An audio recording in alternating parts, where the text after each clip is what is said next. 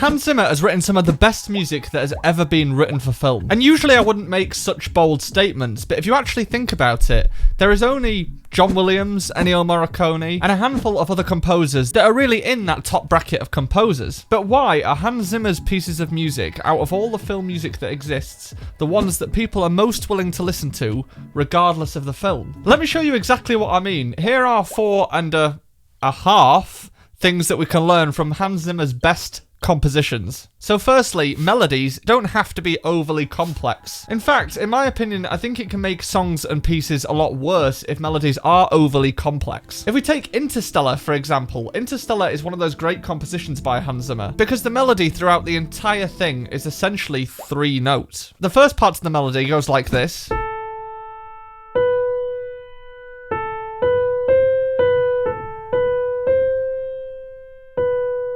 And then the second part of the melody goes like this.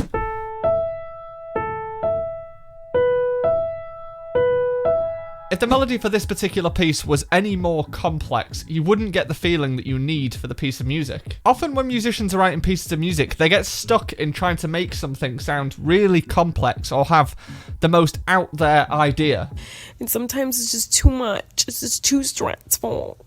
But the fact of the matter is, that's great for you, but for the people that want to listen to it, often simplicity is the best way to go. Take a simple melody, add some chords to it, and you get this.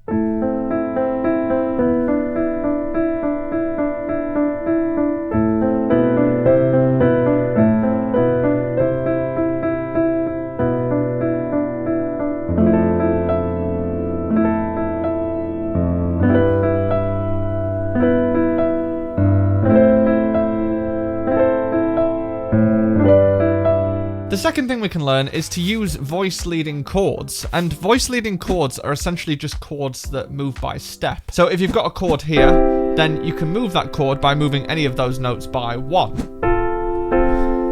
instead of jumping around the piano to get to the same chord.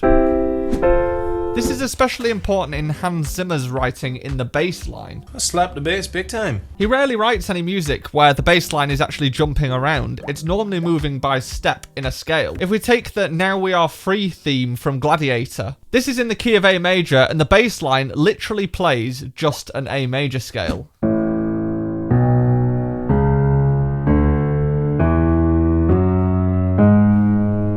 And then he picks chords that work with those notes.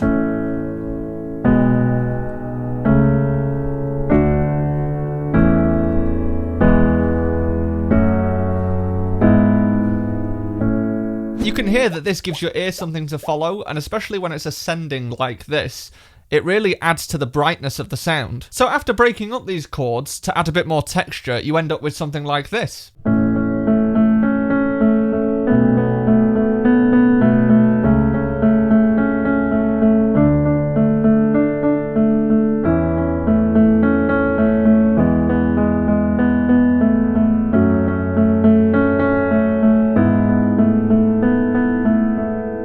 He also uses this stepwise motion in Interstellar in the theme that I've just shown you.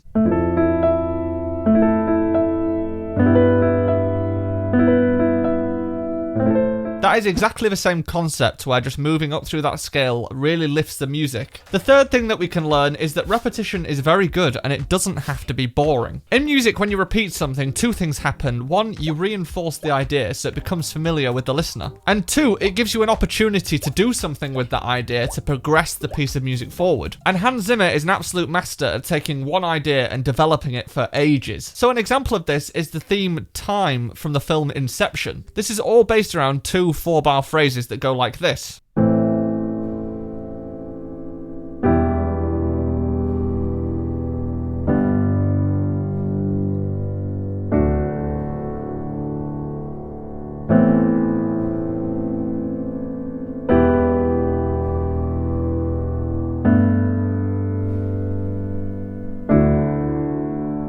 And that is it. That is actually the entire piece of music. But the thing is, you don't know it's the entire piece of music because every 8 bars, he uses that theme and does something different with it. The very first time, it's just the chords. The second time, he adds some notes in between the chords to connect them.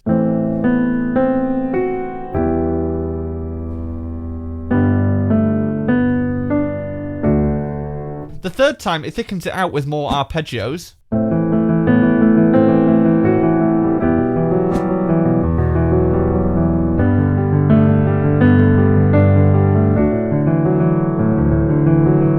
The fourth time, he adds chords in the right hand with the melody.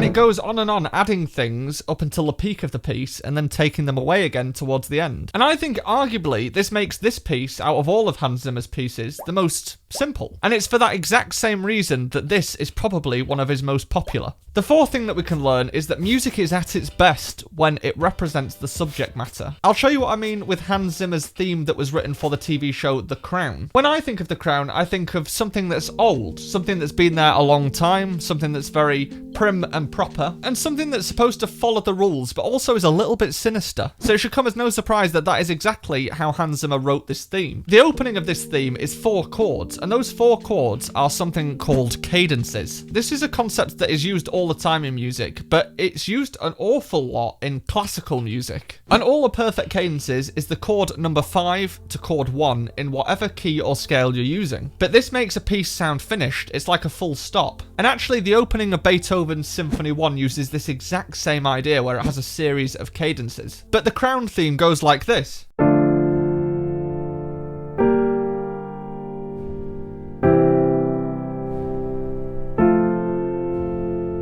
And immediately, whether you know that those chords are cadences, you immediately feel this regal nature about the music. It also starts with a minor chord, which adds that level of sinisterness. And the music continues in the same Hans Zimmer fashion, where it's the same ideas, but expands. But he also adds in a couple of odd notes in there to sort of destabilize the whole thing, and give this more of a twisted sound to it. And that goes like this.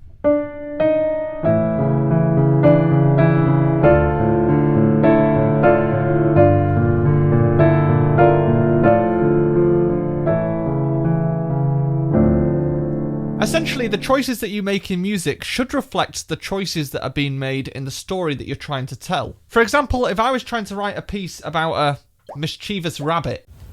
That's weird. That's weird. Kind of weirding me out. But a rabbit would be bouncy, so the music should be bouncy, and it's mischievous, which is a darker kind of feeling. So the music should reflect that by maybe being minor. So you might get something like this.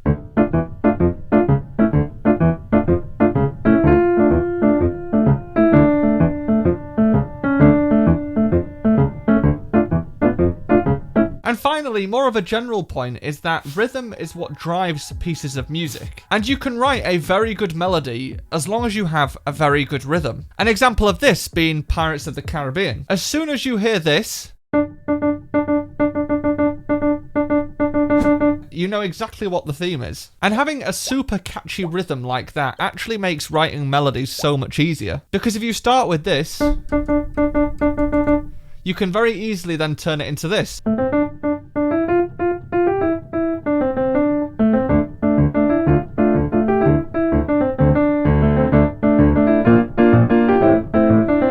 Before you know it, you've written one of the most iconic themes that has ever existed. Now, obviously, there are many different ways to write pieces of music, and these are just some things that you can take as tools, but they are surprisingly widespread and very common. And if you are interested as to why the Up theme is such a great theme, then check out this video, and I will see you there.